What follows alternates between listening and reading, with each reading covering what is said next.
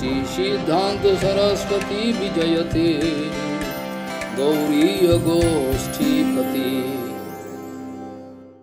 वंदे गुरुपदद्वन्द्वं भक्तबिंदसमन्वितं श्रीचैतन्य प्रभुं वंदे नित्यानन्दसहोदितं श्रीनन्दनन्दनं वंदे राधिका चरणोदयं गोपीजनसमायुक्तं बिन्दावनं मनोहरं वाञ्छाकल्पतरुश्च कृपासिन्धुभ्यश्च पतितानं पावनेभ्यो वैष्णवेभ्यो नमो नमः। मूकं करोति वाचालं पङ्गुं लङ्घयितगिरिं यत्किपातमहं वन्दे परमानन्दमाधवं। वृन्दावै तुलसीदेव वै पिया वै केशवस्य च कृष्णभक्तिपदे देवी सत्त्ववत्त्वयि नमो नमः।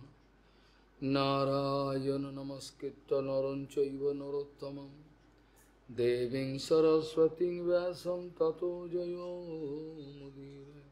संकीर्तने कृष्ण कथोपदेश गौरीयपत्रस्य प्रकाशने च सदानुरक्त गुरुभक्तियुक्तो भक्तिप्रमोदाक्ष जगोद्वरुण्य धैर्यं सदा परिभवग्नमभिष्टदोहं तीर्थास्पदं शिवविरिञ्चनु तं शरण्यं भीत्तात्तिहं पुनुतपाल्भवाद्दिपूतं वन्दे महापुरुषते चरणारविन्दं यत्पादपल्लवनखचन्दमनिच्छटाय विस्फुरजित किमपि गववधू स्वदर्शि पूर्णानुरागर सुसागर सारमूर्ति साराधिका मयि कदा कृपां करोसि। श्रीकृष्ण चैतन्य प्रभु नित्यानंद श्री अद्वैत गदाधर शिवसदि गौरभक्तबिंद।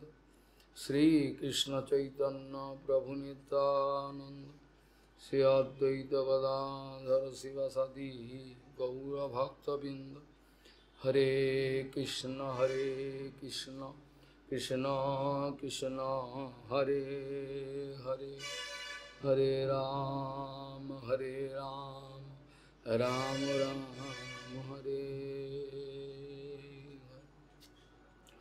आजानुलंबित भुजौ कनकावदातु संकीर्तनैकपितरो कमलायताक्षो विश्वाम्बरो द्विजवरो जुगधर्मपालो वन्दे जगत्प्रियकरो करुणावतारो।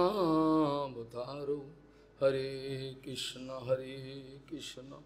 कृष्ण कृष्ण हरे हरे, हरे राम राम राम हरे।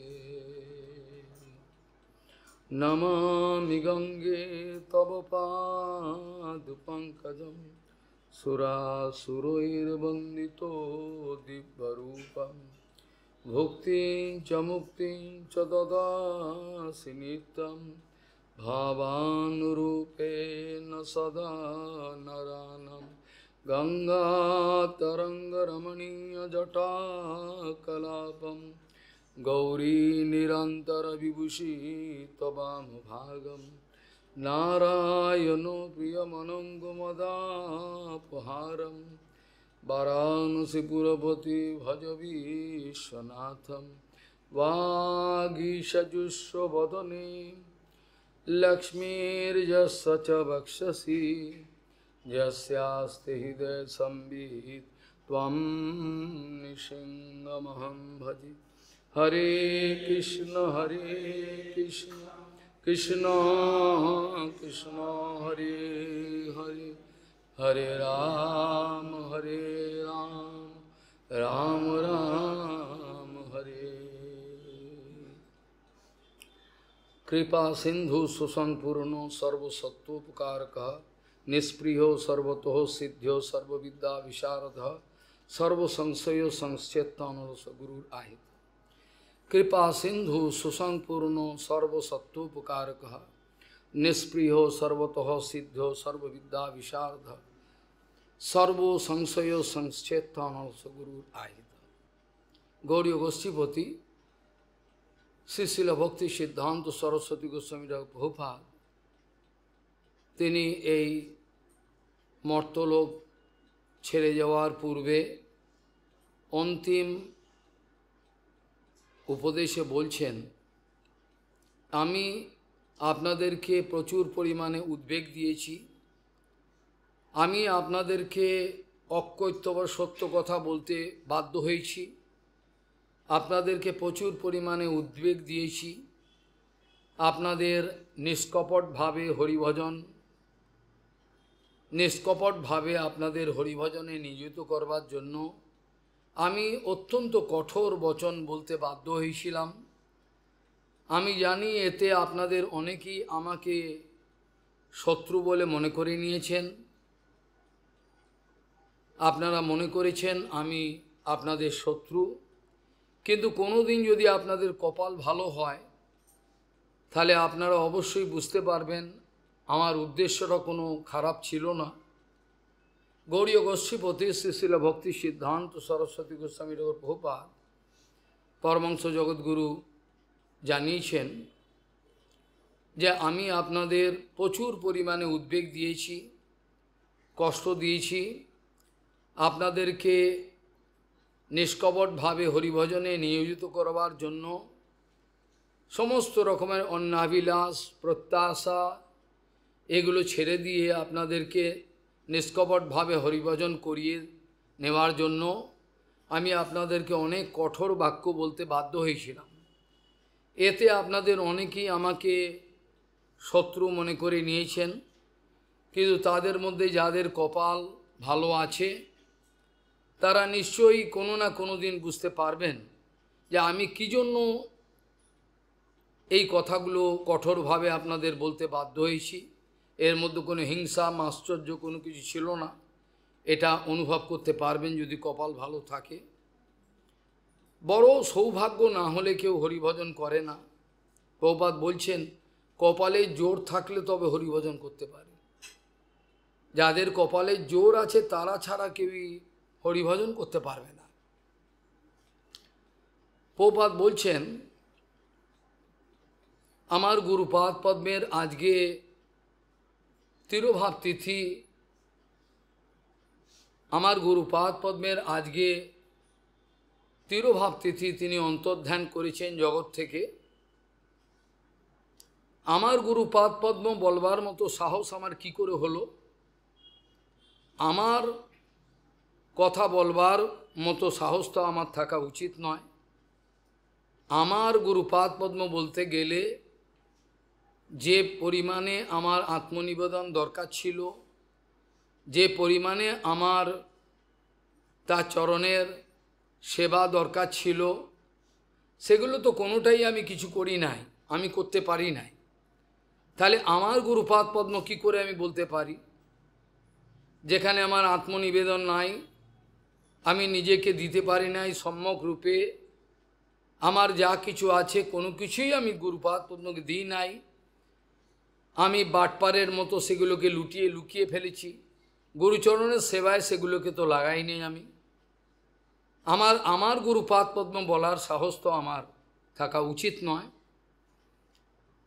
আজকে আমার গুরুপাদ পদ্মের তিরোভাব তিথি, অনেকেই বলছেন সবাই, তিথি তো লেখা আছে, কিন্তু আমার মনে হয় তিনি আমাকে কৃপা করবার জন্য জগতের থেকে অন্তর্ধান করেছেন, করে আমার হৃদয়েতে চিরকালের মতো আবির্ভাব হওয়ার জন্য তার আজকে আবির্ভাব আমি মনে করছি। যদিও সবাই বলছেন তিথিতেও লেখা আছে আজকে তিরোভাব তিথি, কিন্তু আমাকে বাঁচাবার জন্য জগতের লোকের চোখে তিনি অন্তর্ধান করলেও তিনি আমার হৃদয়েতে আবির্ভাব হয়েছেন। তাই আজকে আবির্ভাব তিথি, তিনি চিরকাল বিরাজমান থাকুন আমার হৃদয়ে প্রেরণা দিন। তা নাহলে আমার মতো নিঃস্ব দুর্বল জীব কোনো রকমভাবে উদ্ধার পেতে পারবো না, আমার সম্ভবও নয়। যে গুরুপাদ পদ্মের স্বরূপ আমি উপলব্ধি করতে পারি না, যে গুরুপাদ পদ্মের শিক্ষা দীক্ষা কোনো কিছুই আমি গ্রহণ করতে পারি নাই, সেই গুরুপাদ পদ্মের সেবা আমার দ্বারা কি করে হতে পারে? যে কোনো বস্তুর যদি সেবা করতে চাই, তাহলে সেবা করবার পূর্বে সেই সেব্য বস্তুর অনুসন্ধান হওয়া দরকার, সেই তত্ত্বের অনুভব হওয়া দরকার। আমি যে তত্ত্বকে দেখতেই পাই না চোখে, আমি তাকে বুঝতেই পারি না, এই চোখ দিয়ে, জড় চোখ দিয়ে তাকে দেখি একটা বৃদ্ধ মানুষ, তার কোনো ক্ষমতা নাই, এরকম ধরনের দুর্বল এক জীব আমি দেখতে পাই, যেখানে গুরুতত্ত্বের কোনো অনুভব আমার হৃদয়ে হলো না। যে বস্তুটাকে আমি চোখেই দেখতে পাই না, সে বস্তুটার সেবা আমি কি করে করতে পারি? সে বস্তুটার সেবা তো আমার দ্বারা সম্ভব হয় না। আগে বস্তুর দর্শন হয়, তাত্ত্বিক দর্শন হয়, তারপরে আকর্ষণ হয়, ভালোবাসা হয়, তারপরে তার সেবার জন্য মন কেমন করে, তখন আমি গুরুদেব ও তাত্মা হতে পারি। গুরুদেব আমার সর্বস্ব, এই কথাটা তখন হতে পারে, তার আগে হয় না। তার আগে আমি অনুভব করতে পারি না, যে বস্তু দেখতেই পাই না, সে বস্তুর সেবা কি করে হতে পারে? আর অন্তর্ধ্যান প্রসঙ্গ, তাতে বিরহ বলে একটা বিষয় নিশ্চয়ই এর মধ্যে জড়িত রয়েছে। এটা আপনারা ভজন না করলেও, কেউ যদি ভজন নাও করেন, বুঝতে পারেন। কোনো ব্যক্তি জড়জগতে চলে গেলে, পিতা মাতা ভাই বন্ধু আপনজন যদি চলে যায়, তাহলে সেক্ষেত্রে আমাদের মনটা বড় কষ্ট হয়, আমরা কেঁদে ফেলি, আমাদের আর্তনাদ করি। সেখানে সেই ব্যক্তির সঙ্গে আর আমার কোনোদিন দেখা হবে না। যে ব্যক্তি আমার বড় প্রিয় ছিল, আমার আপনজন ছিল, আমার অনেক সুবিধে তিনি করে দিতেন, এইভাবে জড়জগতে যে বিরহ যন্ত্রণা আমরা অনুভব করি, সেই বিরহ যন্ত্রণা আমাদেরকে নরকের পথে নিয়ে যাবে, এটা জেনে রাখবেন খুব ভালো করে। সেই বিরহ যন্ত্রণা আমাদেরকে নরকের পথের প্রতীক করে দেবে। কিন্তু গুরু বৈষ্ণব ভগবান তাদের অন্তর্ধ্যান, আবির্ভাব এবং তিরোভাব এগুলো এমনি বলা থাকে। যেমন সূর্য পূর্ব দিকে উঠলেন, উঠে সারাদিন দিয়ে তার আস্তে আস্তে পশ্চিম দিকে তিনি চলে গেলেন, তাকে আর দেখতে পাচ্ছি না। আমি দেখতে পাচ্ছি না বলে আমি এই মন্তব্য নিশ্চয়ই করতে পারি না সূর্যদেব মরে গেছে, এই কথা আমি বলতে পারি না। সূর্যদেব ধ্বংস হয়ে গেছে, কেন তিনি নেই আর, এই কথাটা বলা যায় না। ঠিক যেমন পূর্ব দিকে উঠলে আমি দেখতে পাই, যতক্ষণ তিনি আমাকে দর্শন দেন দেখতে পাই, পশ্চিমে অস্ত গেলে আমার চোখের অন্তরালে চলে গেলেন, যথা ভাস যথা তামহা, যেটা চতুশ্লোকী ভাগবতে ভগবান বলেছিলেন ব্রহ্মাকে। এরকম একটা ব্যাপার, মনুষ্য আকার ধারণ করে তিনি আমার কাছে এলেন, ভগবান তাকে পাঠিয়ে দিয়েছেন। বেশ কিছুদিন আমারই মতো তিনি খেলা করলেন, সব কিছু করলেন, তারপরে তিনি অন্তর্ধান করে গেলেন, অস্ত গেলেন। এতে তিনি মরে গেলেন, এই ভাবটা আমাদের রাখা উচিত নয় নিশ্চয়ই। কারণ গুরুপাদ পদ্মের মৃত্যু, তাদের জন্ম, কর্মের বন্ধন, জন্মের বন্ধন, এগুলো কোনোটাই গুরুপাদ পদ্মে থাকে না। শাস্ত্র বিচার করে বলছেন, ন জন্মকর্ম বন্ধনম বৈষ্ণবানাঞ্চ বিদ্যাতে। শুদ্ধ গুরু বৈষ্ণব গণের কোনো জন্মকর্মের বন্ধন কোনো কিছু থাকা সম্ভব নয়। তারা আসেন এবং যান, কৃপা করে চলে যান এই জগৎ থেকে। শাস্ত্রের, ভাগবতী মহাপুরাণ থেকে আরম্ভ করে সমস্ত শাস্ত্রের এইটি নির্ণয়, বৈষ্ণবের গুণগান করিলে জীবের ত্রাণ। আজকে এই তিরোভাব তিথিতে তিনি অন্তর্ধান করেছেন, আর এই তিথিতে আমরা বিরহ উৎসব বলছি। উৎসবের কথাটার মধ্যে একটা আনন্দ লুকিয়ে আছে, তা তো উৎসব বলতাম না। এই উৎসব আজকে তার বিরহ উৎসব। বিরহ আবার উৎসব বলছেন কেন? উৎসবের মধ্যে তো আনন্দ থাকে, খাওয়া দাওয়া থাকে, আনন্দ থাকে, সব কিছু থাকে, কথাটা ঠিকই। কিন্তু এই বিরহ জড়জগতের যে বিরহ সেরকম বিরহ নয়। এটাকে বলা হয় ব্রজ বিজয় উৎসব। গুরুপাদ পদ্মকে আমি দেখতে পাচ্ছি না, আমার চোখ অন্ধ হয়ে গেছে বিষয় ধুলাতে, তা নাহলে আমি দেখতে পারতাম তিনি রয়েছেন নিত্য বিরাজিত। তিনি গোলকে থেকে এসছিলেন, আবার বিজয় করলেন সেখানে। কাজে এখানে দুঃখ বলে ব্যাপারটা নিশ্চয়ই আছে, কিন্তু সেই দুঃখের মধ্যেও আনন্দটা লুকিয়ে আছে।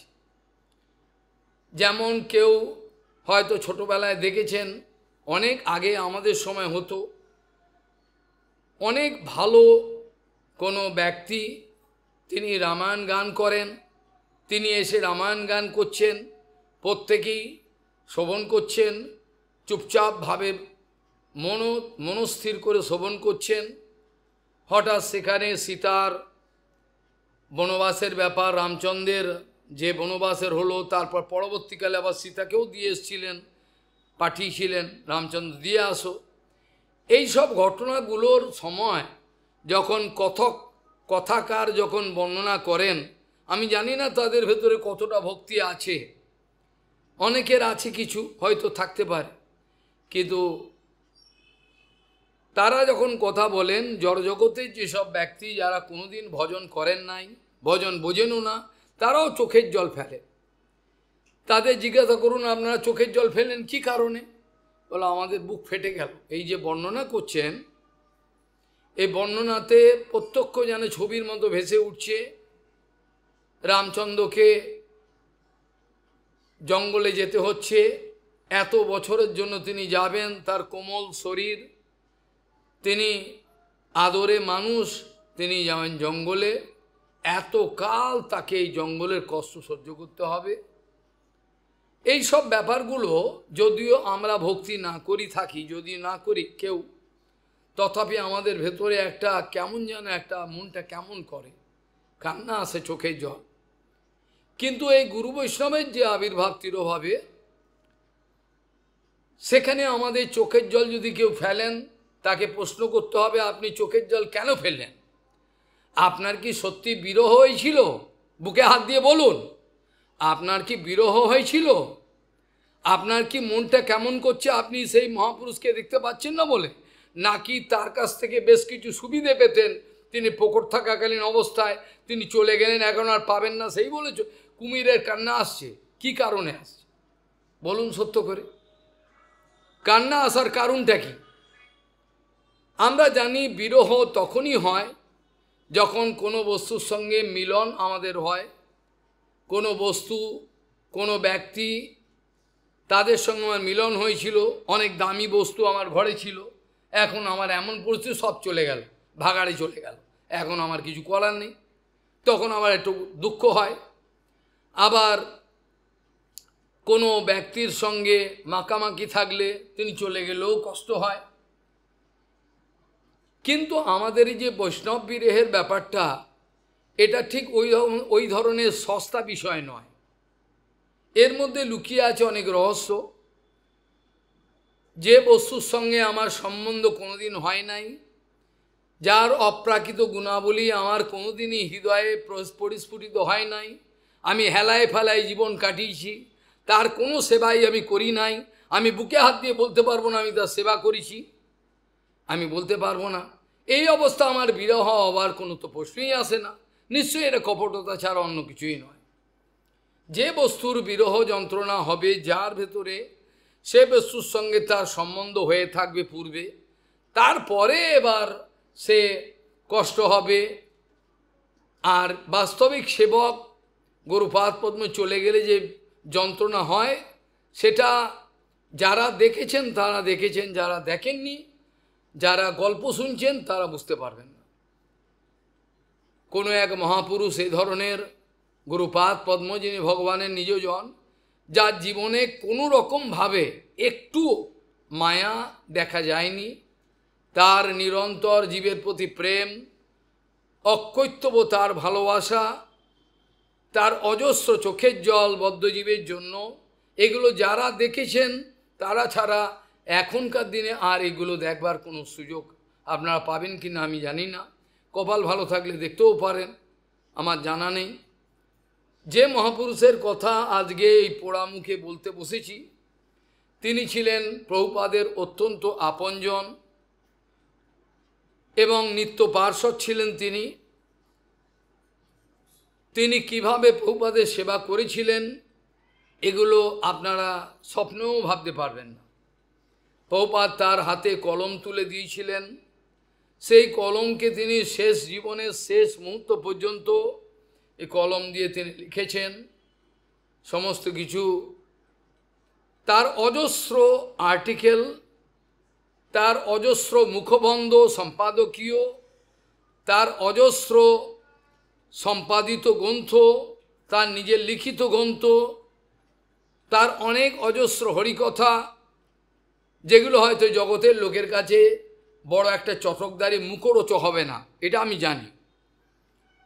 আমরা সমস্ত সময় গুরু বৈষ্ণবের থেকে নিজেদের ভোগগুলোকে পূরণ করিয়ে নিতে চাই। ইনি একটু যদি গান ফান করেন, সুরেলা কণ্ঠে কিছু বলেন, তাহলে একটু আনন্দ হলো। তিনি কিছু কড়া কথা বললেন, এর মধ্যে তো কিছু পেলাম না, এটা আবার হরিকথা কি করে হলো? হরিকথা মানে তো আনন্দ দেবে।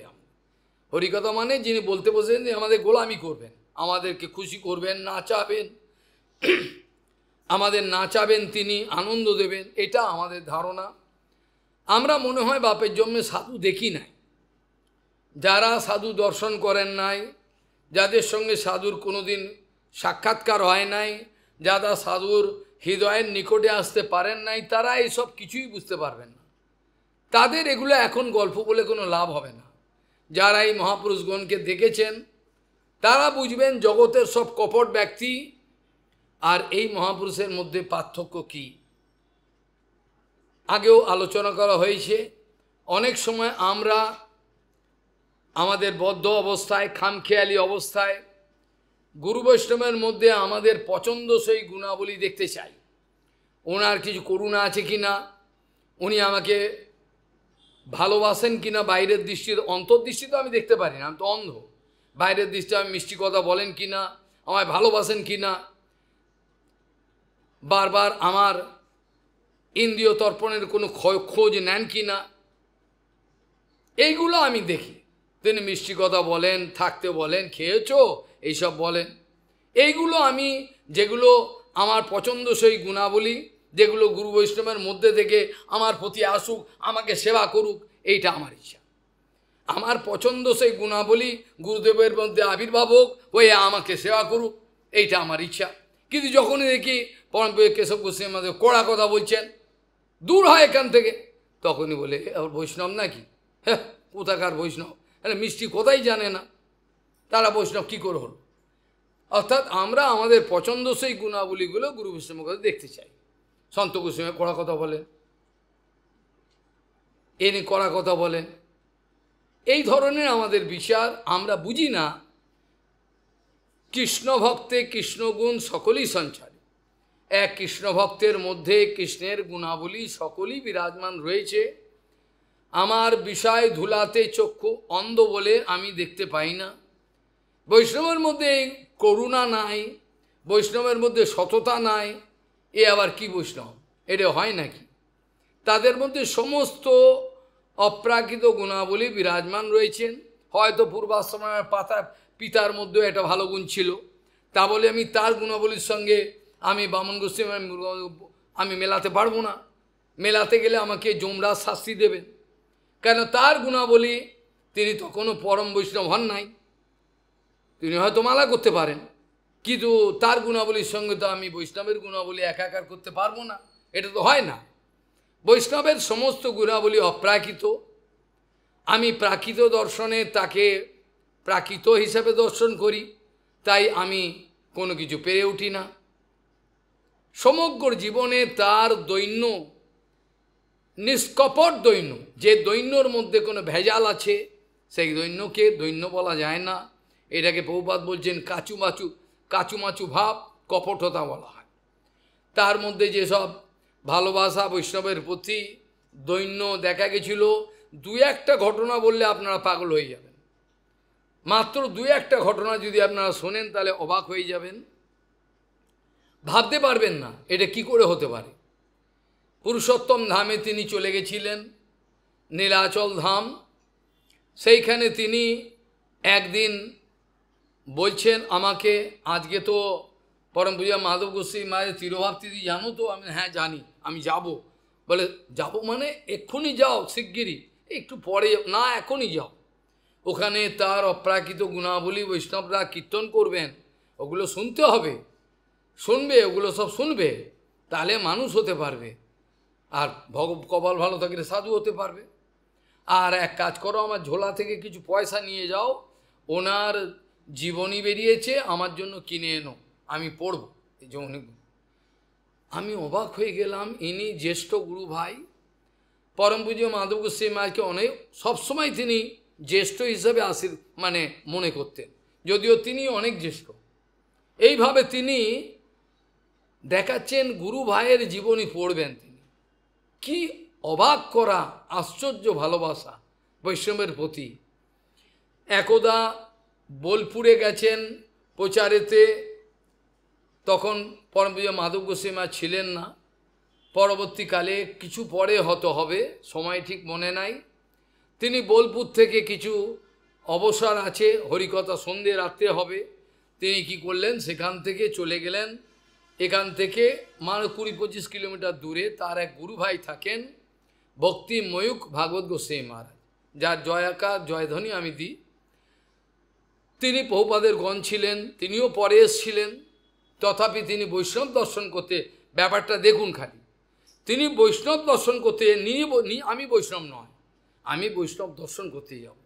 তিনি বৈষ্ণব দর্শন করতে গেছেন, কোনো কারণবশত তার সেই বৈষ্ণব দর্শন সেদিন হয় নাই, কোনো একটা বিশেষ কারণ, সেটা আমার বলার কোনো প্রয়োজন নাই, কোনো বিশেষ কারণে তার সঙ্গে দর্শন হয় নাই, সেই জন্য তাকে সেখান থেকে বিনা দর্শনে ফেরত আসতে হয়েছিল। তিনি জলস্পর্শ করেন নাই, এমনি গেছেন বৈষ্ণব দর্শন করে, ওখানে কিছু জলযোগ করবেন, কিন্তু বৈষ্ণব দর্শন হয় নাই বলে তিনি আর ওখানে জলস্পর্শ করেন নাই।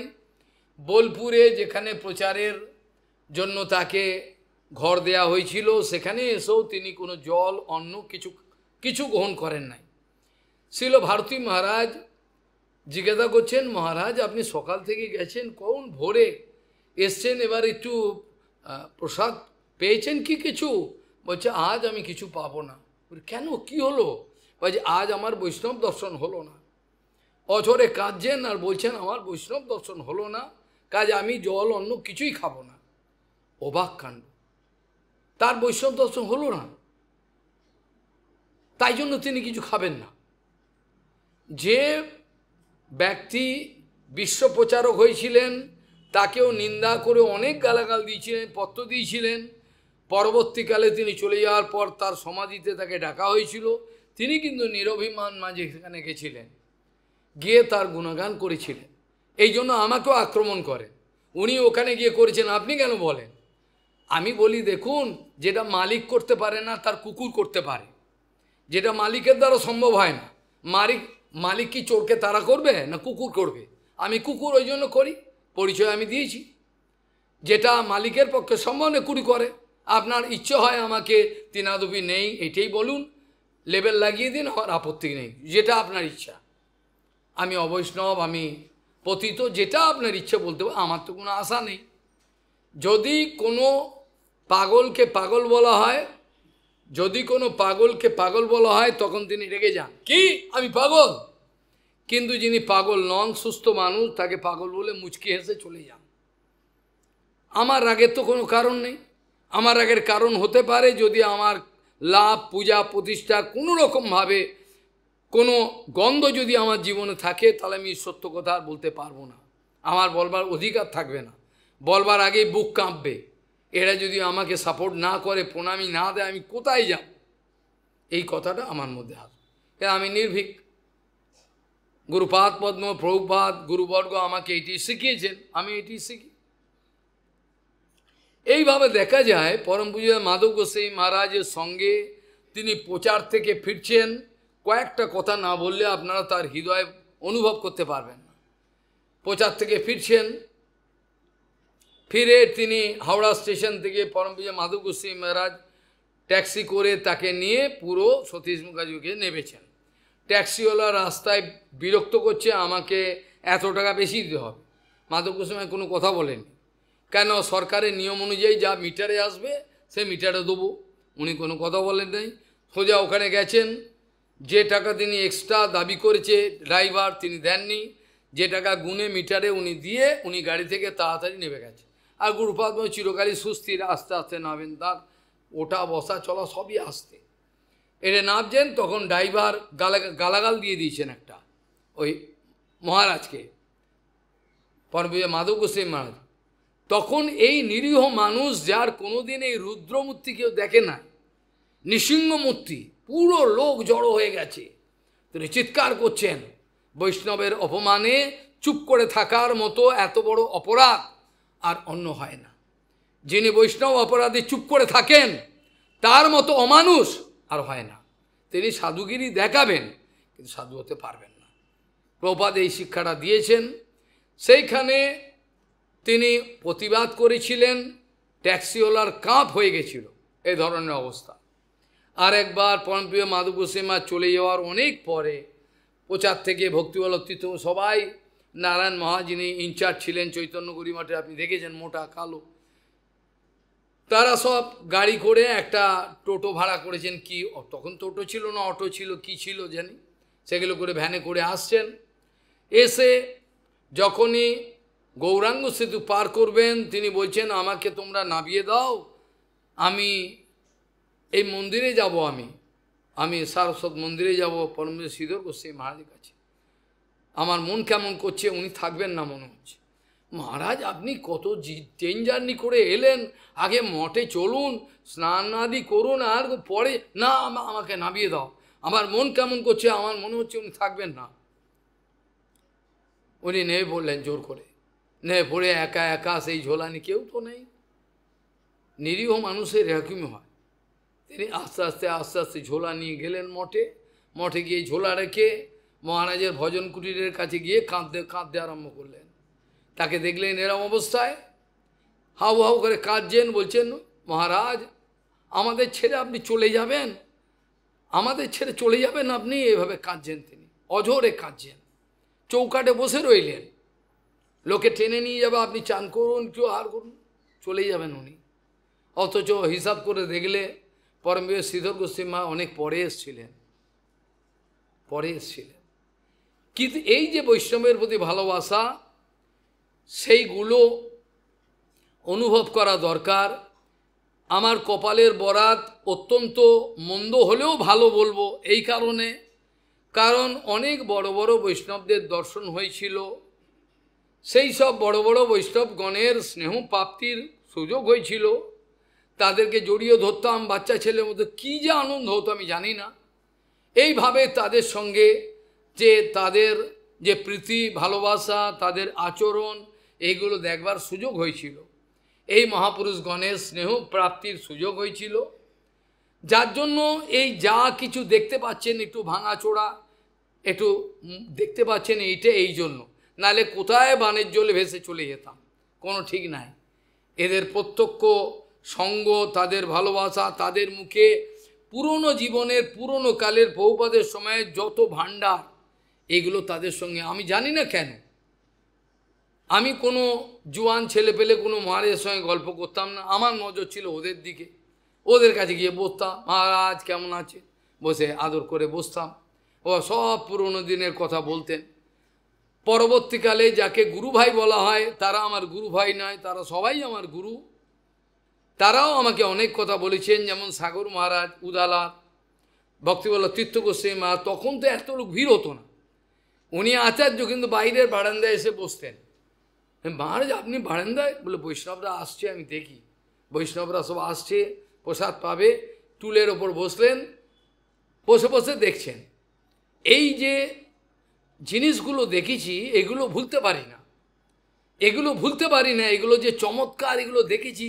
বৈষ্ণব কেরম নিরভিমান হয়, তাদের কি আন্তরিক প্রীতি হয়, এগুলো আমি ভুলতে পারি না। তাদের মুখে পুরনো সময়ের বহুপাদের সময় সব কথাগুলো তারা বলতেন, আর আমার হৃদয়ে এগুলো সব আমার বোঝাই করা আমি রেখে দিতাম। এগুলো আমার সম্পত্তি, আমার কিছুই টাকা পয়সা নাই, ব্যাংক ব্যালেন্স নেই, কিছুই নাই, চলে, সব কিছুই চলছে, এই বৈষ্ণবদের আশীর্বাদে সব চলছে, কিন্তু বলতে পারবো না। গুরুপাদ পদ্ম থেকে একটা টাকা কোনো দিন নিই নাই যে আমাকে একটা টাকা দিন, কিন্তু তিনিই সব চালাচ্ছেন, দেখতে পাচ্ছি।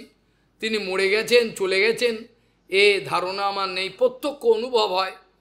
আজকে আমাকে কে পোছে, না আমার বিদেশ গমন আছে, না আমার কোনো শিক্ষাগত যোগ্যতা আছে, আমার কিছুই নেই, আমার টাকা পয়সা প্রতিপত্তি মঠ মন্দির কিছুই নেই। কি করে তিনি আমাকে সমস্ত সমস্যাগুলো কাটিয়ে এগিয়ে দিচ্ছেন, তোকে আমি বাণী সেবা দিয়েছিলাম, তুই এই বাণী সেবা কর। কে করাচ্ছে আমি তো বুঝতে পারছি না, আশ্চর্য অনুভব। বাণী সেবা তিনি করাচ্ছেন, যেখানে একটা পয়সা নেই সেখানে এত গ্রন্থ ধার দেনা করে ছাপিয়ে যাচ্ছি, সবাই জানে, তো গল্প কথা নেই। এখনও পরম উৎসাহ, পয়সা দিয়েছে কেউ রেখে দে, হিসাব রাখ, শিগগিরই বই ছাপাবো এবার, গোপনীয় অদম উৎসাহ। যে সেবা তিনি পেয়েছিলেন প্রভুপাদের থেকে, কি কৃপা করে তিনি আমাকে কি বুঝে দিলেন কে জানে, আমি বলতে পারবো না। আমি কোনো সাহিত্যের লোক নয়, আমি কোনো দার্শনিক বিচার আমি পড়ি নাই জগতে, আমি বিজ্ঞানের লোক, কিন্তু কিভাবে তিনি আমাকে ওই বৃদ্ধ বয়সে শিখিয়েছেন, এইভাবে প্রুফ দেখতে হয়, এইভাবে সম্পাদনা করতে হয়, তুমি বোকা, তুমি জানো না, এইভাবে করতে হয়। আর মহাপুরুষের লেখা সাবধানে করতে হবে, যদি কিছু বদলে যায় তাহলে কিন্তু তার জন্য তোমাকে অপরাধ নিতে হবে, খুব সাবধান।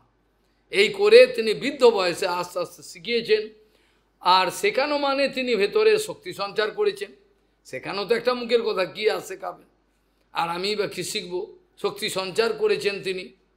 এইভাবে রাতের পর রাত তিনি বাণী সেবা করেছেন শ্রী চৈতন্য গৌড়ী মঠে।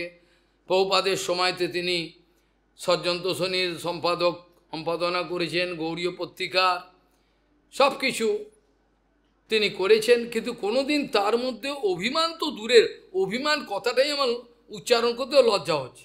ওই কথাটা উচ্চারণ করলেও তাকে স্পর্শ করতে পারে কিছু, তার মধ্যে যে সরলতা দর্শন করা হয়েছিল সেটা কোনো 5 বছরের শিশুর মধ্যে আমি দেখি নাই, 5 বছরের একটা বাচ্চা শিশুর মধ্যে দেখা যায় না, এত সরলতা, অন্তর বাহিরে তার সমান ব্যবহার, এই অপদার্থকে কিভাবে তিনি স্নেহ করেছেন সেসব সে বলবার কথা নয়।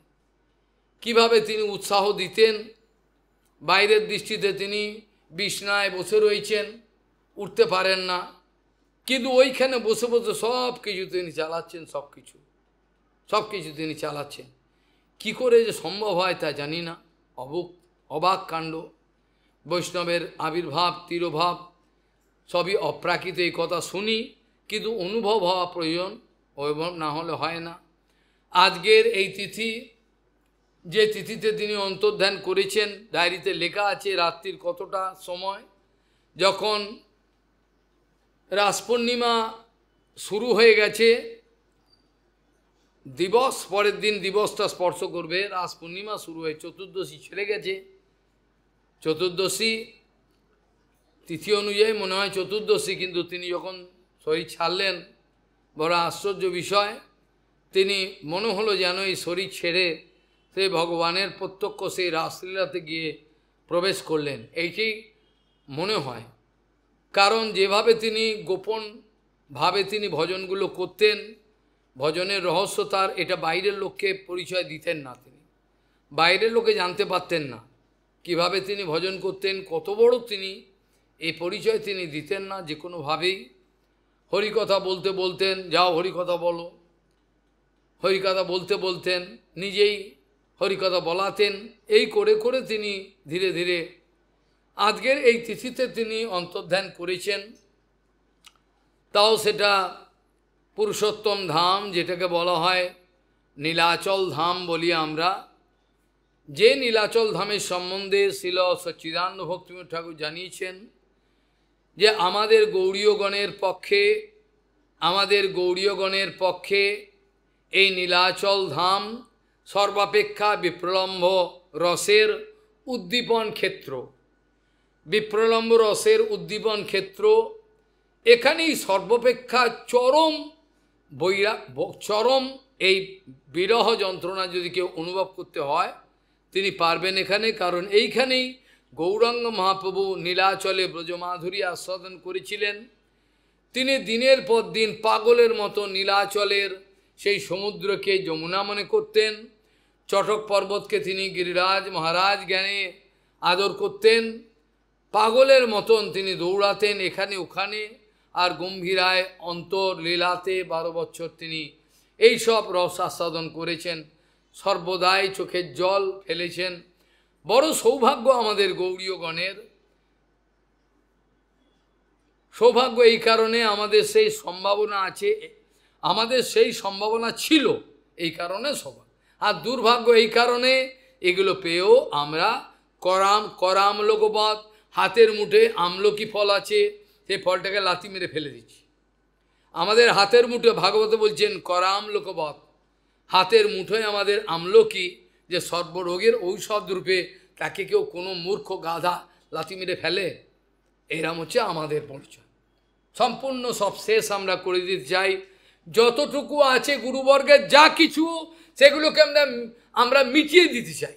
আমরা যেন রাখতে চাই না, গুরুবর্গের কোনো স্মৃতি যেন না থাকে, গুরুবর্গের কোনো স্মৃতি যেন না, সব উড়িয়ে দাও, সব উড়িয়ে দাও, শেষ করে দাও, যেন না থাকে কোনো কিছু। আমরা এখন রাজত্ব করব, আমরা কংস, আমাদের রাজত্ব চলবে, আমরা সবাই রাজা আমাদের এই রাজার রাজত্বে, আর কারোর কথা শুনবো না।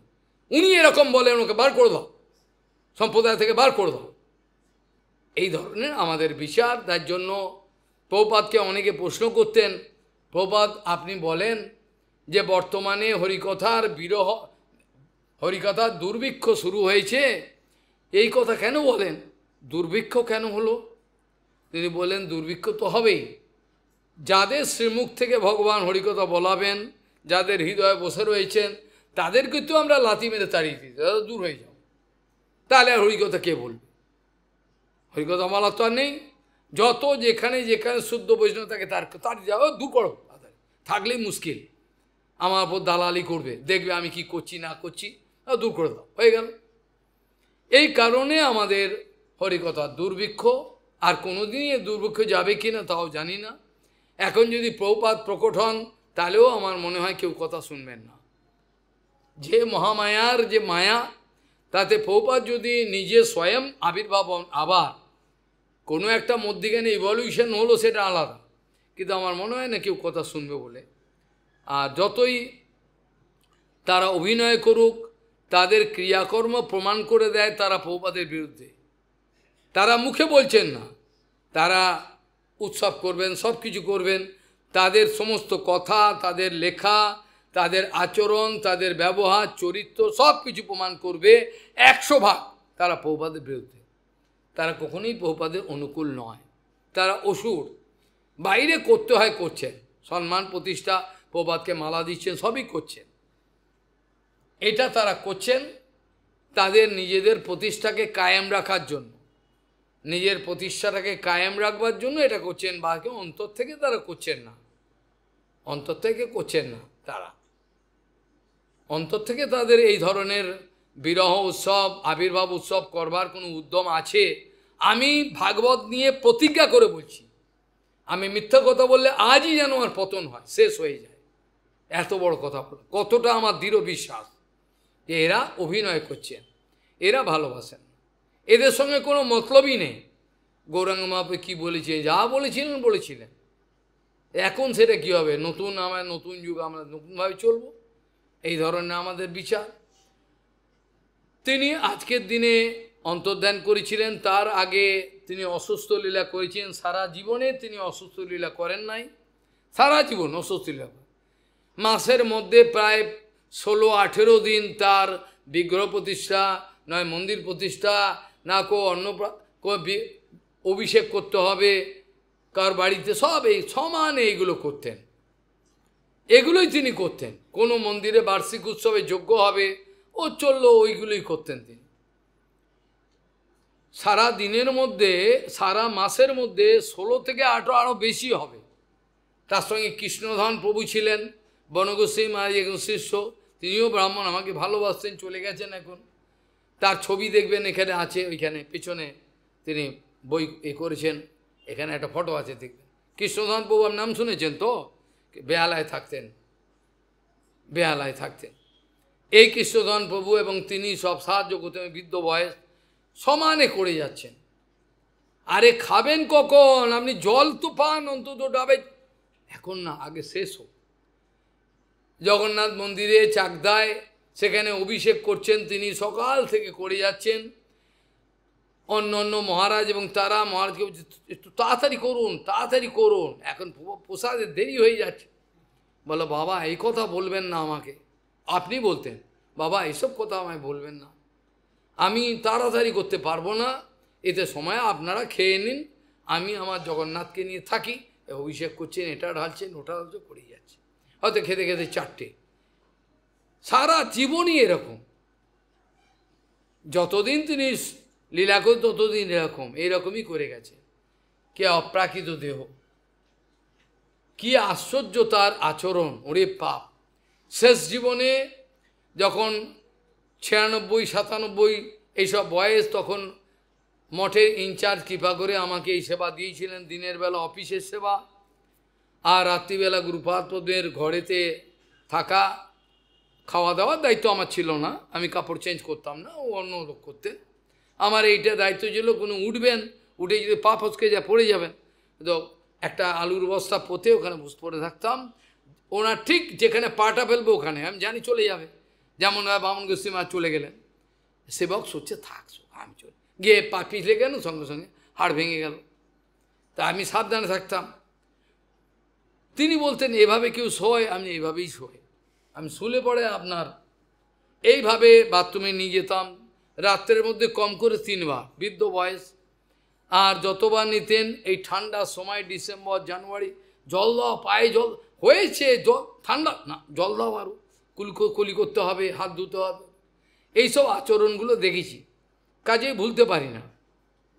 তার শুদ্ধতা, সে আচরণ কিভাবে তিনি বজায় রাখতেন, শেষ সময় পর্যন্ত অবাক হয়ে যেত, কি করে একটা মানুষের সম্ভব, তার শেষ বয়স কি করে সম্ভব, এটা তিনি করতেন। সেখান থেকে তিনি বৃন্দাবন দর্শন করবেন, 1.5 মাস ধরে বই গুছাচ্ছেন, এই বইটা নিয়েছো, ওইটা নাও না, ভুলে গেলে যেন চিরকালের মতো যাচ্ছেন। হ্যাঁ, চিরকালের বৃন্দাবনেই যান। সেটা গেলেন, আরতির পরে গাড়ি ছাড়লো, এয়ারপোর্টে নিয়ে যাওয়া হবে, আমি যাত্রী নয়, আমি তাকে ছাড়তে গেছি, পরে বাসে করে চলে আসব। এইভাবে গেছি, লাল কাপড় আমার, এইভাবে তার সঙ্গে গেলাম। তিনি পাটা রেখেছেন আমার কোলে, আর মাথাটা রেখেছেন আরেকজন ব্যক্তির কোলে। এইভাবে চললাম, গিয়ে এয়ারপোর্টে গিয়ে এয়ারপোর্টের ম্যানেজার তাকে একটা ঘর দিলেন, যে ঘরটা বৃদ্ধ এবং অত্যন্ত বয়স্ক, যাদের তার তো প্লেন উঠতে পারবেন না, তার জন্য আলাদা একটা স্পেশাল সিঁড়ি নামিয়ে দিলেন, যাতে এইখান থেকে গড়িয়ে তাকে তোলা যায়, প্লেনের স্পেশাল ব্যবস্থা করে দিলেন। এই করে সমস্ত ব্যক্তিরা এয়ারপোর্টের মধ্যে, অনেক ফরেনারও ছিল, তারা তাদের মতোই যাচ্ছেন, আর গুরু মহারাজ যাচ্ছেন তো বৃন্দাবনে মঠে যাবেন। সেইখানে তিনি ঘরে একা ছিলেন, কাশি হচ্ছে, কফ উঠছে, একটা ভার নিয়ে বসে রয়েছি, ওখানে অনেক গোপন কথা বললেন, মায়াগুলোকে দেখালেন, দেখছো সব চারিদিকে দেখো মায়া, এইগুলোর প্রতি যদি আকর্ষিত হও তাহলে সব চলে গেল, আর পাবে না। আর যদি ক্ষমতা থাকে এই জন্মেই পেয়ে যাবে। তোমাদের আমি গুরু নয়, আমি তোমাদের গুরু নয়, আমি তোমাদের গুরু নয়, তোমাদের সবাইকে আমি প্রভুপাদের চরণে নিবেদন করে দিয়েছি, প্রভুপাদকে তোমরা গুরু বলবে, আমি গুরু নয়। এইভাবে বলতেন, শেখালেন। শেষকালে তিনি বললেন, মা আমাকে যেতে হবে, তুমি যাবে, তুমি যাবে না? আমি যাব না, আমার তো টিকিট হয়নি। তিনি উদাস হলেন একটু। আমি বললাম ঠিক আছে, তাহলে কেউ যদি করে টিকিট, তা পয়সা পরে আবার, আমার তো পয়সা নাই কিছুই, কেউ না কেউ নিশ্চয়ই করবে গুরুপাদ থেকে যাওয়ার সৌভাগ্য যদি হয়। আর সেখানে একজনকে টিকিট, স্ট্যান্ড বাই টিকিট পাওয়া গেল, তার খরচা হলো, তিনি আমার উপর রাগ করছেন, এই ভিখিরিটার জন্য আমি একটা টিকিট করতে হলো, আমার এতগুলো টাকা গেল। আমি তাকে কথা দিলাম, আমি আপনাকে ফিরে এসে টাকা ফেরত দেবো, আপনি চিন্তা করবেন না। এইভাবে যে কোনোভাবে তার সঙ্গে গেলাম, গিয়ে দিল্লি এয়ারপোর্টে নামলেন, সেখানে নেবে বৃদ্ধ মানুষকে যেই যত্নে নামাতে হয় তখনকার দিনে সিস্টেম ছিল আরও ভালো যত্ন, এখন তো ভাগাড়ের ব্যাপার হয়ে গেছে। সেখানে নিয়ে আসা হলো, এর বাইরে অনেক লোক দাঁড়িয়ে রয়েছেন, গাড়িতে তুলে স্পেশাল আমি বসে রয়েছি, অন্য অন্য ভক্তরা অন্য গাড়িতে, গুরুপাদ পদ্ম আমি আর উনি আরেকজন ছিলেন। সে গাড়ি চলল, সকাল থেকে যে বেরিয়েছেন 4টের সময়, 4টে সোয়া 4টে, জল পর্যন্ত মুখে দেন নাই। আর রাস্তায় উনি ওরমভাবে আহ্নিক করবেন না, তাকে রাস্তার মধ্যে গাড়ি থামিয়ে ভালো জায়গায় বাগানে ঢুকিয়ে বলা হচ্ছে একটু জল পান, একটু মিষ্টি মিষ্টি পান, পড়ে না, আগে মঠে যাব, ভগবানের দর্শন করব, স্নান করব, আহ্নিক করব, তারপর বলেন কি, বলে হ্যাঁ জল পর্যন্ত, জল 1 ফোঁটা জল নেবেন না।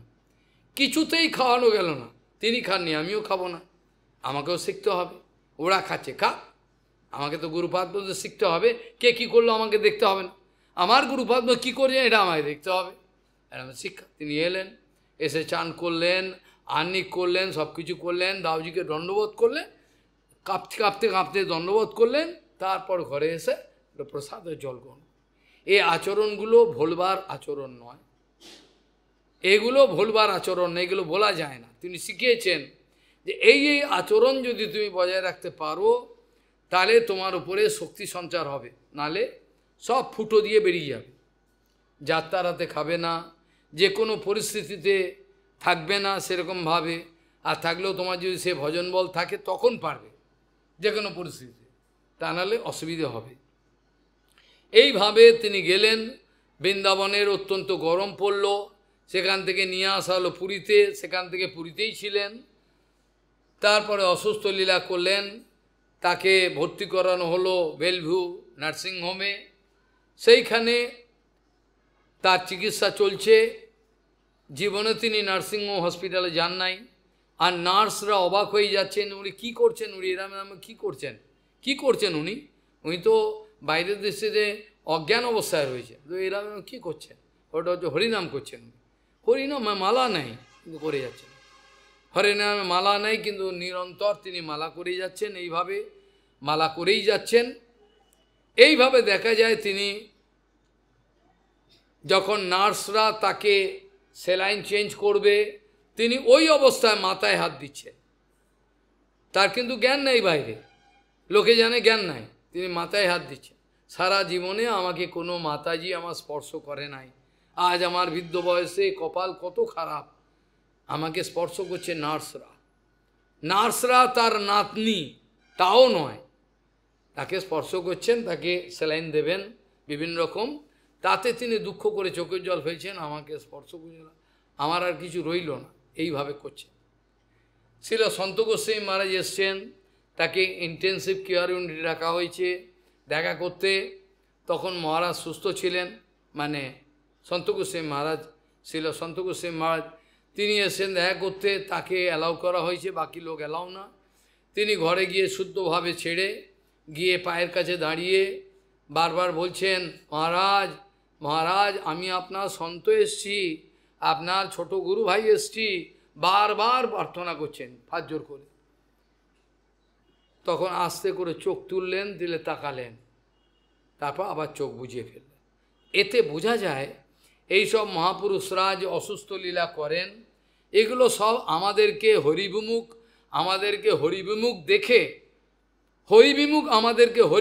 দেখে তারা এই ধরনের লীলাগুলো ইচ্ছে করে করেন। যেমন ভক্তিবিনোদ ঠাকুর প্যারালাইটিক পেশেন্টের লীলা করলেন, এই সানন্দ সুখদেব, প্রভুপাদ কাঁদতে আরম্ভ করলেন। প্রভুপাদ বলছেন, ঠাকুর এখনই যদি আপনি এই ধরনের লীলা করেন আমি তো একা পড়ে যাব, আমাকে তো কেউ, এখানে পুরো জগৎ আমার বিরুদ্ধে, আপনি না থাকলে কি করে হবে, আমাকে দিয়ে তো আপনি করাবেন, তা আপনি এরকম অবস্থায় যদি চলে যান, এখন কানের মধ্যে গেল, কদিনের মধ্যেই ভক্তিবিনোদ ঠাকুর সুস্থ লীলা আবিষ্কার করল, আবার পরে অসুস্থ লীলা করল। নরোত্তম ঠাকুর যেমন ইচ্ছে করে প্যারালাইটিক পেশেন্ট লীলা, বয়ে বয়ে গঙ্গানন্দ চক্রবর্তী নিয়ে যেতেন গঙ্গায়, চান করাতেন, আর লোকে উপহাস করতো, টিটকিরি মারত, হে হে এত বড় সাধু, কি এত বড় সাধু, টিটকিরি মারত।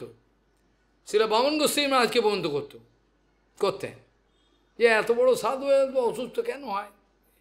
হ্যাঁ, এই ছাগলগুলো জানে না তো, জানে না তো। নরোত্তম ঠাকুরকে এভাবে উপহাস করত।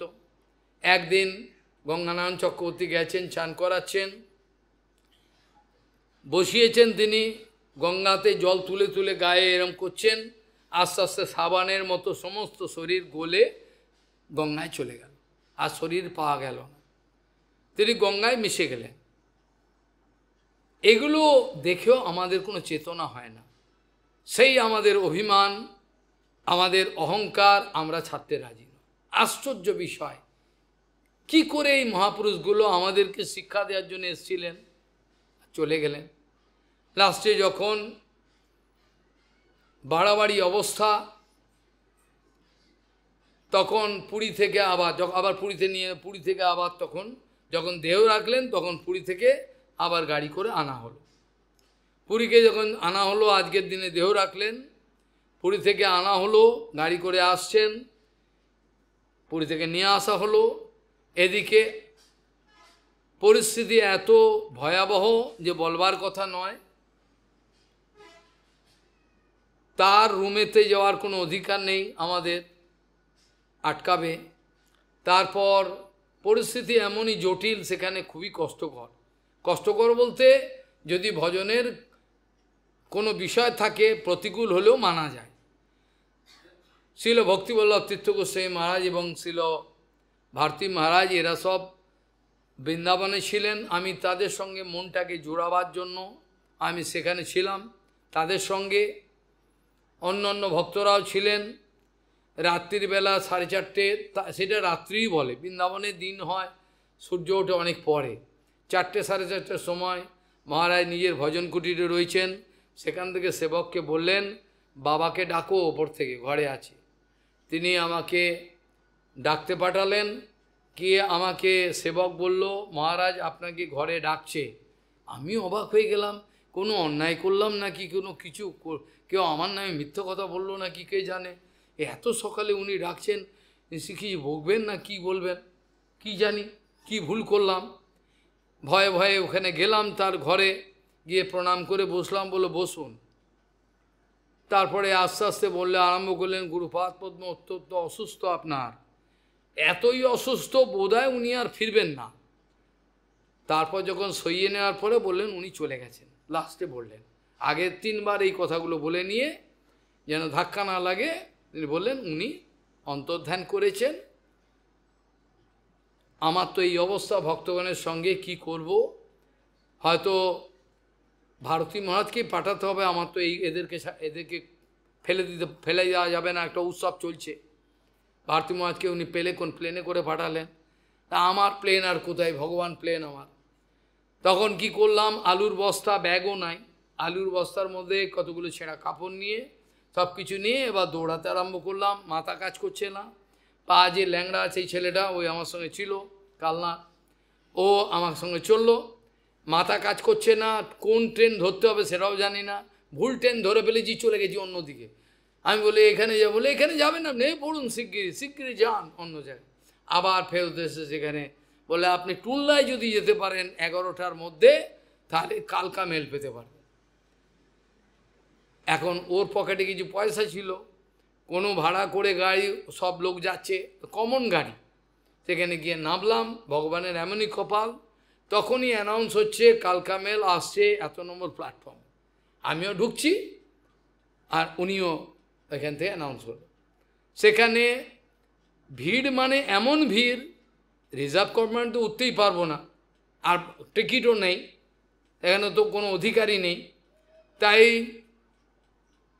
জেনারেল কম্পার্টমেন্টের লোকে ঝুলছে। তা আমিও ঝুলতে আরম্ভ করলাম, রড ধরে 3-4 ঘন্টা পুরো চললাম।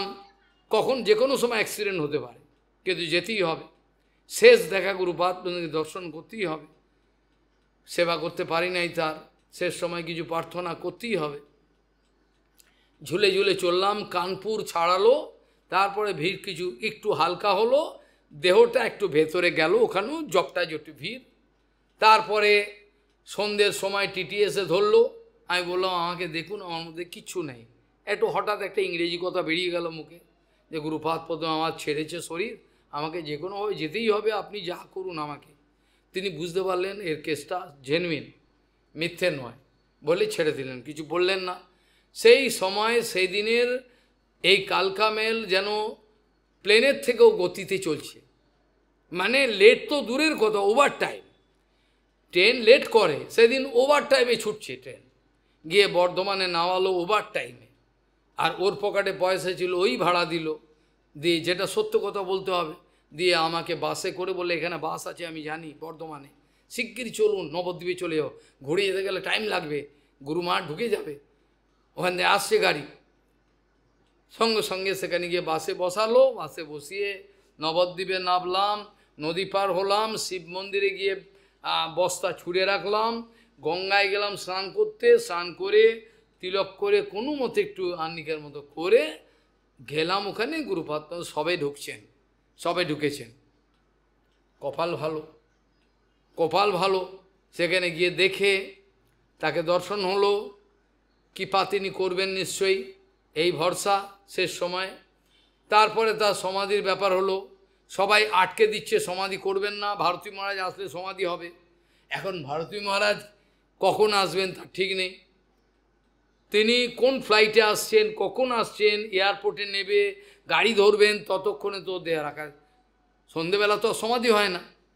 তা কিছুক্ষণ থেকে অনেক বৃন্দাবনের বৈষ্ণবরা ছিলেন, তারা বললেন আমরা সমাধি দেবো, ভারতী মহারাজের কাছে আমরা ক্ষমা চাইব, ও আর আমরা দেরি করতে পারছি না, অনেক দেরি হয়ে গেছে।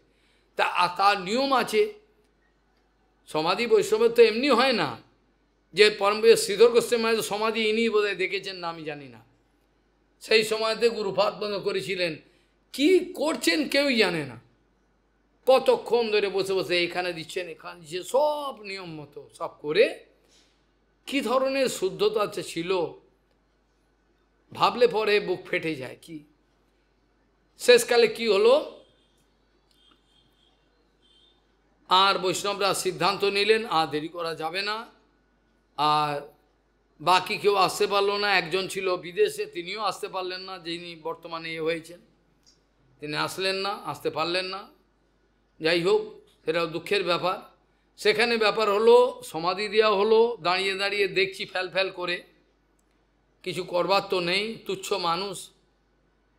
সমাধি হয়ে গেল, সমাধির পরে কাঁচা সমাধি, অনেক সময় লাগলো, তার গায়ে ঘি মাখা, অনেক কিছু তার নিয়ম, সেগুলো সব করার পর তাকে গায়ে ঘি মাখানো হলো, অনেক কিছু তিলক করা, অনেক কিছু করা এলো। আমি অত জানি না, আমি কাউকে দিয়েও নাই সেরকম ধরনের। তারপরে তার সমাধিতে মাটি দেওয়া হলো, আমিও সৌভাগ্য ছিল কিছু মাটি দিলাম, হরিদাস ঠাকুরের মাটির মতো। মাটি দেওয়ার পরেতে মন উদাস হয়ে যাচ্ছে, কেউ তো আমায় ভালোবাসে না, কেউ তো আমায় দেখে না, সবাই লাথি মারে, কোথায় যাব গুরুমাজ, কোথায় যাব, কিভাবে বাঁচব, ভেতরে এই চিন্তা হচ্ছে। সব ভক্তরা সমাধি দিয়ে প্রসাদ পাওয়ার জন্য চলে গেলেন, আমি এই ফাঁকে সমাধিতে বসে পড়লাম, কাঁচা সমাধিতে। খাওয়া জীবনে অনেক খেয়েছি, সমাধিতে কেউ নেই, তখন ফাঁকা মাঠ ছিল, কিছুই ছিল না। বসে সমাধিতে আমি চিন্তা করছি যে গুরুদেব কি প্রেরণা, আমি কি করব এই অবস্থা, আমি তো কিছু আমার সহায় সম্বল, আমি কী করে সেবা করবো, আমি তো মাথায় ঢুকছে না আমার। তিনি কি প্রেরণা দিলেন তিনি জানেন, কিছু বুঝলাম, অনুভব হলো।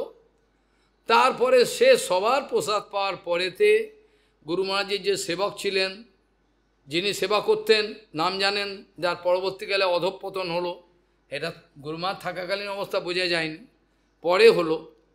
তিনি না জানি আমাকে কেন ভালোবাসতেন, তিনি গুরু মহারাজের প্রসাদের প্লেটটা রেখে দিয়েছিলেন। সেই প্রসাদের প্লেট থেকে আমার সৌভাগ্য, যেটা তার সমাধিতে ভোগ লাগানো হয়েছিল, ওইটা থেকে যতটা আমি পেতে পারি তিনি পাতাতে, কলা পাতাতে দিলেন। আমি বসে বসে পেতে আরম্ভ করলাম। বেহালাল নিতাই প্রভুও ছিল, তার খাওয়া হয়ে গেছে, সে এমনি ঘুরতে এসছেন ওপরে বারান্দা গুরু মহারাজ ভজন কুটিরের সামনে। যে কচি কলা পাতাটার মধ্যে প্রসাদ দিয়েছেন, প্রসাদের এক একটা গ্রাস মনে হচ্ছে বিদ্যুৎ চমকাচ্ছে, আমি বুঝতে পারছি না কারণ। আরে অনেকই তো খেয়েছি, প্রসাদ তো অনেক জায়গায় পেয়েছি, কিন্তু আজকের প্রসাদে মনে হচ্ছে যেন যেটা গ্রাস নিচ্ছি প্রত্যেকটা বিদ্যুতের মতো যেন লাগছে। শেষে কি হলো, প্রসাদ পাওয়ার পরেতে তেজপাতা সবগুলো চিবিয়ে খাওয়া হলো, এখন মনে হচ্ছে কলা পাতাটাকেও চিবিয়ে খাই, এটাও ফেলবো না, এরকম ধরনের অবস্থা। কি আনন্দ সেই প্রসাদ পেয়ে। তারপরে কি করব, আমার তো স্থান নাই কোথাও, শেষকালে গিয়ে বৃন্দাবনে সব সে পরের কথা, সেসব আর বলে লাভ নেই। এইভাবে গুরুপাদ পদ্ম অদৃশ্যভাবে কিভাবে তিনি পরিচালনা করছেন তিনিই জানেন। প্রথম বই যখন বৃন্দাবন থেকে আমাকে বৈষ্ণবরা তাড়ালেন যে আপনি বৃন্দাবনে মাদুগুরি করছেন জঙ্গলে, এটা আপনার সোজাবান যান, আপনাকে গ্রন্থ সেবার কোথায় থাকবো, কি করব, কে গ্রন্থ সেবা দেবে। এর আগে ভক্তিবল্লভ তীর্থ গোস্বামী বলেছিলেন, আমাদের প্রেসের আপনার গুরুমা ছিলেন, মহারাজ সত্যি কথা বলবো, একা ঘরে ছিলাম, সত্যি কথা বলবো মহারাজ কিছু দুঃখ পাবেন না, যে আপনি বলছেন আমি এক্ষুনি নিতে রাজি আছি, কিন্তু আমাকে করতে দেবে না, আপনি ভালোই জানেন আমাকে করতে দেবে না। যেখানে আমাকে সেবা করতে দেবে না সেখানে আমি সেবা কি করে করব? আমি ওকে দায়িত্ব দিলাম, দিয়ে আবার ওর ওপরে আমি আবার কায়েম করলাম কিছু, এটা করে, তাহলে কি করে সেবা করবে? সেবকের কিছু স্বাধীনতা দিত, কর, এভাবে কর, তারপর দেখতে হবে ও স্বতন্ত্র হচ্ছে কি না।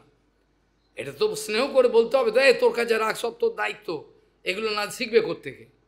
সব যদি নিজের কাছে রাখে তো হবে না। তো আমি তো চাই, এই তো এরা বসে রয়েছে সবাই জানে, আমি চাই বেশ কিছু সৎ ছেলে পেলে সব আসুক, যদি মরবার আগে যদি এদের কিছু এমন কিছু ওরা পেতে পারে গুরুবর্গের কৃপাতে, তাহলে এরা বড় প্রদীপটা জ্বলবে। তা আমি চাই এই সব সৎ ছেলেগুলো এদের ছেড়ে দিই, খোলা একটা বাক্স যা প্রণয় পড়ে, এত টাকা হয়েছে খরচা, দেখ ওখানে বাক্স নিয়ে যাও, জানে আমি আমার হাত দিতেও ভালো। এটা বানানো কথা নয় তুলসী দেবীর সামনে, আমার এখন ইচ্ছেও করে, আগেও ইচ্ছে ছিল না, এখন তো আরও নেই, কোনো মতে চললেই হলো যে কোনোভাবে। এইভাবে অদৃশ্যভাবে তিনি আমাকে পরিচালনা করতে আরম্ভ করলেন।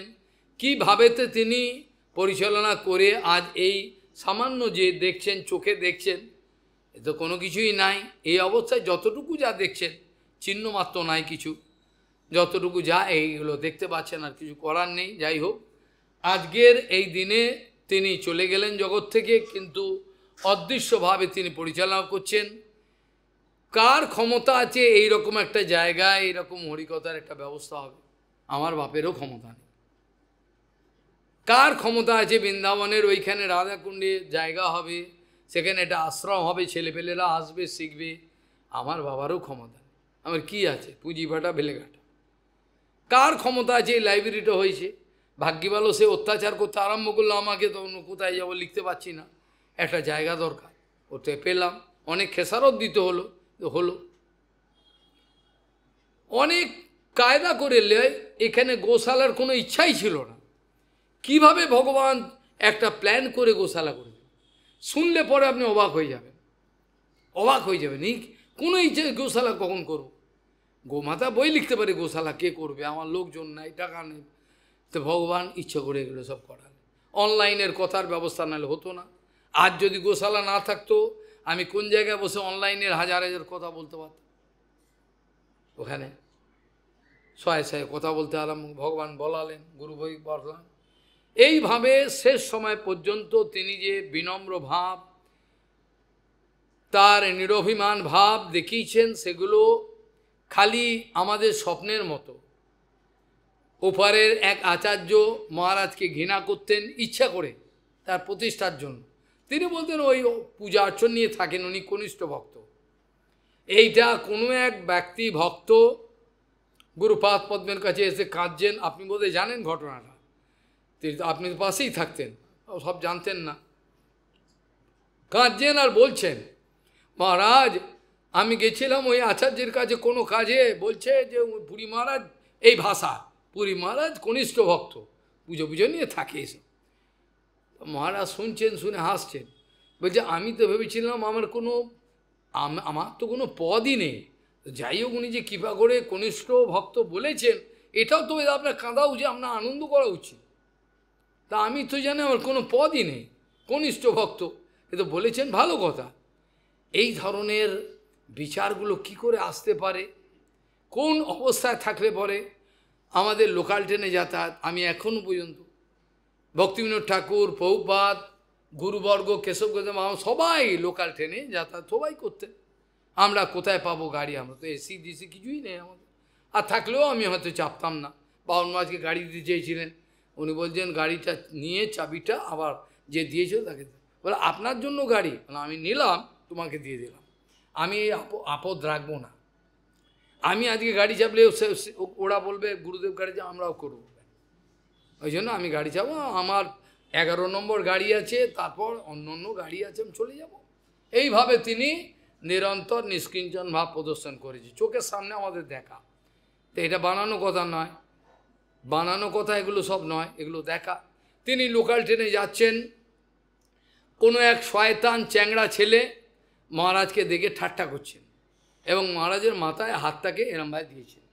আর পাশে একজন ছিল, তাকে শিষ্য বলাও আমার উচিত নয়, যাচ্ছেন, তাই হোক, তিনি রেগে গিয়ে একেবারে আপনি ওনার মাথায় হাত দিচ্ছেন এভাবে, আপনার কাণ্ড জ্ঞান নেই। গুরুমা হেসে বলেন তুমি উত্তেজিত হচ্ছ কেন, তুমি দেখতে পাচ্ছ না ও আমাকে আশীর্বাদ করছে, ও তো আমায় আশীর্বাদ করছে, মাথায় হাত দিয়ে তোমার তো আনন্দ হওয়া উচিত, রেগে যাওয়া উচিত না। এইভাবে বৈষ্ণবতা কাকে বলে, কিভাবে সহনশীলতা কাকে বলে, এগুলো আমাদের বাজ পড়ার মতো, আমরা স্বপ্নে ভাবতে পারি না কি করে হয়। একটা মানুষের এত সহনশীলতা, এত তার অনুভব কি করে হতে পারে। রাতের পর রাত তিনি জেগে আর্টিকেল লিখতেন, অন্যান্য কাজে ব্যস্ত থাকতেন, রাতের পর রাত জেগে। কোনো সেবক হয়তো বাথরুম করতে উঠেছে, জিজ্ঞাসা করছেন মহারাজ 12টা 12:30 বেজে গেল, বিশ্রাম করবেন না? এই বাবা করবো, এক্ষুনি করবো বলে লিখতে আরম্ভ। আর এক হয়তো কোনো ব্রহ্মচারী 2টোর সময় বাথরুম করতে গেল, বাথরুমে ওনার ঘরটা ছিল, বাথরুমের পাশে লাইট জ্বলছে, খুলে দেখে মহারাজ এখন লিখছেন আপনি বিশ্রাম করবেন? এই করবো বাবা, এ শেষ হয়ে যাবে। করতে করতে 3:30 4টার সময় ঘন্টা বললো আরতি, যা ঘন্টা পড়ে গেল আরতির লেখাটা। এইভাবে রাতের পর রাত তিনি জাগতেন। তার মধ্যে কোনো মৎসরতা তো দূরের কথা, কোনো গন্ধ পর্যন্ত ছিল না। এই যে মহাপুরুষ দেখছেন, একে আমি কতটা ভালোবাসি, যদি বেঁচে থাকতেন তাহলে দেখতে পারতেন। এর কুকুর হতে চাই আমি। ইনি কিন্তু বাইরের দেশের লোক, কিন্তু প্রভুপাদের নিত্য পার্ষদ। প্রভুপাদ বলেছেন তুমি আমার নিত্য পার্ষদ। তার প্রশংসা করছে, এর নাম অনেকেই জানেন না, সদানন্দ স্বামী। তার যে ডিগ্রি ছিল, ডিগ্রিটা শুনলে আপনার মাথা ঘুরবে, এত বড় ঘরের লোক ছিলেন। যখন প্রভুপাদের সন্ধান পেয়ে এলেন, তার হৃদয়ের যত বাসনা পূর্ণ হয়ে গেল। বলে এইটি খুঁজছিলাম এত কাল ধরে বিভিন্ন জায়গায়, কেউ আমায় বলতে পারছে না আসলে এই সত্যের সন্ধানটা। এই মহাপুরুষের ব্যাপারে প্রশংসা করছেন। গুরুপাদ পদ লিখেছে, অনেকেই জানে না। তিনি বলছেন, ইংরাজিতে এগুলো অনুবাদও করা হয়েছিল, আমরা ইন্টারনেটে দিই, যে আমার একজন গুরু ভাই ছিল। তিনি বলছেন, তিনি শতাংশ আগে চলে গেছেন, চলে যেতে বাধ্য হয়েছেন, চলে গেছেন জগৎ। গুরুপাদ লিখছেন, আমার এক গুরু ভাই ছিল, তিনি প্রকাণ্ড বিদ্বান ছিলেন, এত বড় সব বিদ্যা তার ছিল কল্পনা। তিনি সমগ্র রাত জেগে জেগে জগতের মঙ্গলের জন্য ইংরাজি থেকে জার্মান ভাষায় অনুবাদ করতেন, বিভিন্ন ভাষা থেকে তিনি অনুবাদ করতেন সারা রাত জেগে। এই মহাপুরুষ, যার এক একটা লেখা পড়লে আপনার বিদ্যুতের মতো চমকাবে, কোনো খবর রাখেন না। কে সব মহাপুরুষ? আজকে থেকে 10-15 বছর 12 বছর যদি ধরেন, তার আগে আমাদের গুরুবর্গের কোনো কথাই কেউ জানতো না। বিদেশিরা একজনকেই চিনত, ইনি ভগবান, ইনি সর্বস্ব। পরবর্তীকালে যখন এই অধমকে দিয়ে গুরুদেব বলাতে আরম্ভ করলে, সব গুরুবর্গে, হয়তো সব ভাষায় হয় নাই, অনুবাদ হয়েছে, জার্মান ভাষায়, ইটালিয়ান ভাষায়, রাশিয়ান ভাষায় ওরা অনুবাদ করেন, কিন্তু আমার পক্ষে হয়তো 3-4টে ভাষার বেশি বলা সম্ভব। আর কি, একটা জীবন অত্যন্ত অল্প, কি করে হবে, সম্ভব নয়। কিন্তু ইংরেজিতে কিন্তু সব হয়ে গেছে। এখন এরা আমার কাছে আদেশ করছেন, আমার গুরুবর্গ, যে আপনাকে এগুলো সব বলতে হবে বাংলা ভাষায়। আমি বলে বাংলা ভাষায় যদি বলতে যাই তাহলে তো আবার হিন্দিভাষী লোক বলে হিন্দিতে বলো। তাহলে একটা করা যায় কাজ, ভগবান যদি কৃপা করেন বাঁচিয়ে রাখেন, তাহলে গুরুবর্গের যত গুরুবর্গ আছেন একটা একটা করে হিন্দিতে হোক, হিন্দিতে হলে বাঙালি লোকও বুঝবে আর ওরাও বুঝবে। সমস্ত ভাষায় তো বলা সম্ভব নয়, এখন সব কিছু নির্ভর করছে গুরুবর্গের ওপর, তারা কি করেন, তারা বলাই যদি বলান আর এদের যদি চঞ্চলতা চলে যায়, স্থির হয়ে থাকে, বুঝতে পারে আমার স্নেহ ভালোবাসা, তাহলে থাকলো, তাহলে করব ভগবানের ইচ্ছায়। এসব এরা আমার কতটা প্রাণ এরা জানে না।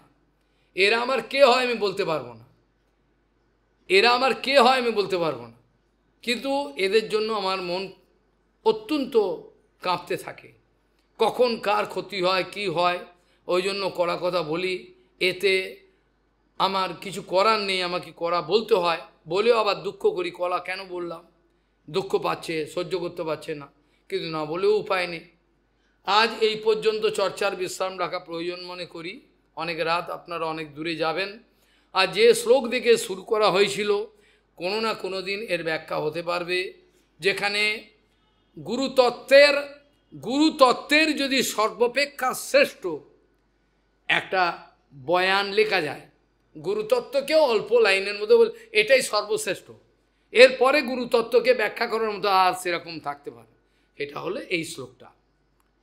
গুরুতত্ত্বই কী করে কাকে বলে, এটা যদি মহিমার, এটা সর্বশ্রেষ্ঠ হচ্ছে। অনেক শ্লোক আছেন, এটা কৃপা সিন্ধু সুসংপূর্ণ সর্বসত্ব পুকার কাহা নিষ্পৃহ সর্বত সিদ্ধিও সর্ববিদ্যা বিশারদ সর্বসংশয় সংসেতা অনরস গুরুরাহিত।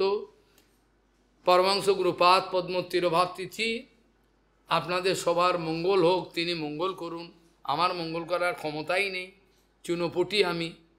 বাঞ্ছা কল্পতরুস্য কৃপা সিন্ধু ভবেচ্ছ পতিতানং পাবন বৈষ্ণভ্যো নমো নমঃ।